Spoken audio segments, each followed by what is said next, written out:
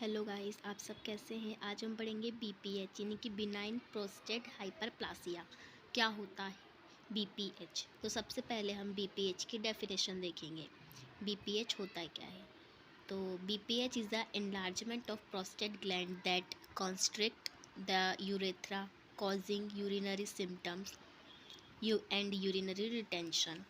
जो बीपीएच होता है, ये क्या होता है? बीपीएच एक मतलब जो एनलार्जमेंट होता है किसका? प्रोस्टेट ग्लैंड में। जो प्रोस्टेट ग्लैंड होती है उसमें क्या हो जाता है? एनलार्जमेंट हो जाता है। दैट कंस्ट्रिक्ट द यूरेथ्रा, उसके कारण क्या हो रहा है? कंस्ट्रिक्ट हो रहा है जो यूरेथ्रा है वो। एंड कॉजिंग यूरिनरी सिम्टम, जिसके कारण क्या हो रहा है? यूरिनरी सिम्टम कॉज हो रहे हैं। और उसके कारण क्या हो? यूरिनरी रिटेंशन भी हो सकता है। हम इस डायग्राम में भी देख सकते हैं कि जो प्रोस्टेट ग्लैंड है वो कैसे एनलार्ज हो रही है और जिसके कारण क्या हो रहा है? यूरेथ्रा वो कैसा कॉन्स्ट्रिक्ट हो रहा है। नेक्स्ट हम बीपीएच की कॉजेज़ देख लेते हैं। बीपीएच के कॉजेज़ क्या हैं? सबसे पहले क्या है? अननोन कॉजेज़, मतलब ऐसा कोई कॉज नहीं है कि मतलब आइडेंटिफाई कर सके कि उसके कारण ही बीपीएच कॉज हो रहा है। सेकंड क्या है? ओल्ड एज अबव 50 ईयर्स, मतलब ओल्ड एज होने के कारण भी बीपीएच हो सकता है, जैसे कि 50 ईयर एज के बाद भी बीपीएच होने के चांसेस हैं। रिस्क फैक्टर देख लेते हैं। क्रोनिक इन्फेक्शन, क्रोनिक इन्फेक्शन के कारण भी बीपीएच हो सकता है। Hereditary and hormonal alteration and prolonged obstruction, ये क्या थे? बीपीएच के रिस्क फैक्टर से। नेक्स्ट हम सिम्टम्स देख लेते हैं। बीपीएच के सिम्टम्स क्या हैं?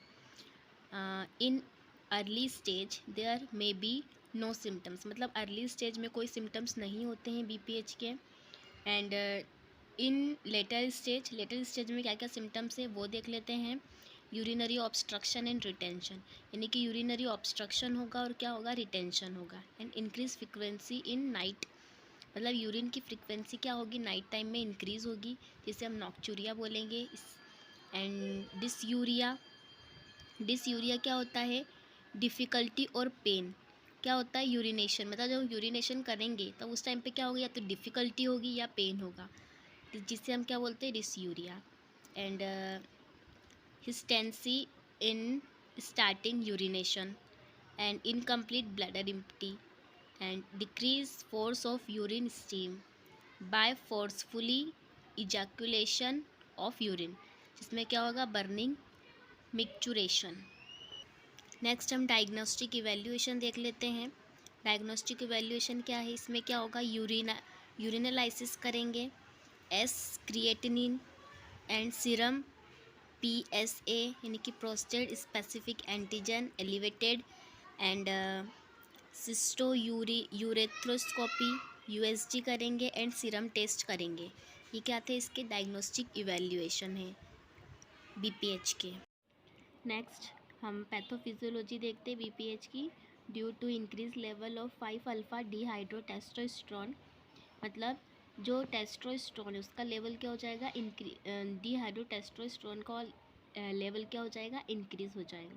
और ये हार्मोन है, ये जो सेक्सुअल ऑर्गन्स है उनके डेवलपमेंट में वर्क करता है। और जैसे कि जो मेल के फेस पे जो फेशियल हेयर ग्रो होते हैं फेस पे, उसके लिए leads to hyper active of testosterone, increase हो गया ये डिहाइड्रोटेस्टोस्टेरोन, तो जिसके कारण क्या होगा? हाइपर एक्टिव हो जाएगा टेस्टोस्टेरोन। लीड्स टू हाइपरप्लासिया, यानी कि ओवर ग्रोथ हो जाएगी प्रोस्टेट टिश्यू की। जो प्रोस्टेट टिश्यू है उनमें क्या हो जाएगी? ओवर ग्रोथ हो जाएगी, यानी कि hyperplasia. And prolactin urethra prostatic urethra become compress and narrow. जो प्रोस्टेटिक यूरेथ्रा होगा वो क्या होगा? कंप्रेस होगा। यूरेथ्रा क्या होगा? कंप्रेस होगा और कैसा हो जाएगा? नैरो। लीड्स टू क्या? लीड्स टू प्रोलॉन्ग्ड ऑब्स्ट्रक्शन, और क्या हो जाएगा? जो यूरेथ्रा है उसमें क्या हो जाएगा? ऑब्स्ट्रक्शन हो जाएगा, क्योंकि वो कैसा हो गया? यूरेथ्रा नैरो हो गया है, जिसके कारण क्या हो जाएगा? ऑब्स्ट्रक्शन हो जाएगा। मेडिकल मैनेजमेंट देख लेते हैं बीपीएच का। अल्फ़ा एड्रेनर्जिक ब्लॉकर्स, जिसका एक्शन क्या है? Reflex smooth muscles of bladder base and prostate to facilitate voiding. For example tamsulosin and terazosin zosin and alfuzosin. Second है एंटी एड्रोनर्जिक देंगे एजेंट। इसका एक्शन क्या है? They prevent hyperplasia of prostate cells, for example finasteride and dutasteride. Next surgical management देख लेते हैं BPH का। TURP, जिसका फुल फॉर्म क्या है? Transurethral resection of prostate. The technique is performed by inserting two retroscope through the urethra, and the surgeon is able to visual the inside of bladder by inserting a telescope through retroscope। जो मतलब surgery कैसे करते हैं, एक technique होती है जिसे perform करते हैं, जिसमें क्या करते हैं? इंसर्ट करते हैं रेट्रोस्कोप को थ्रू द यूरेथ्रा। यूरेथ्रा के थ्रू क्या करते हैं? रेट्रोस्कोप को हम इंसर्ट करते हैं, जो सर्जन होते हैं वो, एंड जो सर्जन होते हैं क्या करते हैं? फिर एबल उसे क्या करते हैं? विजुअलाइज करते हैं। अब जो रेट्रोस्कोप है उसमें क्या इंसर्ट करेंगे? टेलीस्कोप, जिससे क्या करते हैं? विजुअलाइज करते हैं टेलीस्कोप के थ्रू। और इसका अगर ये सर्जन टेलीस्कोप के थ्रू फिर विजुअलाइज करते हैं अंदर का। सेकंड क्या है?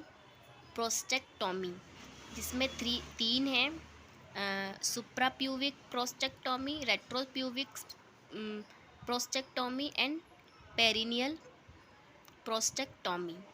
और नर्सिंग मैनेजमेंट देख लेते हैं।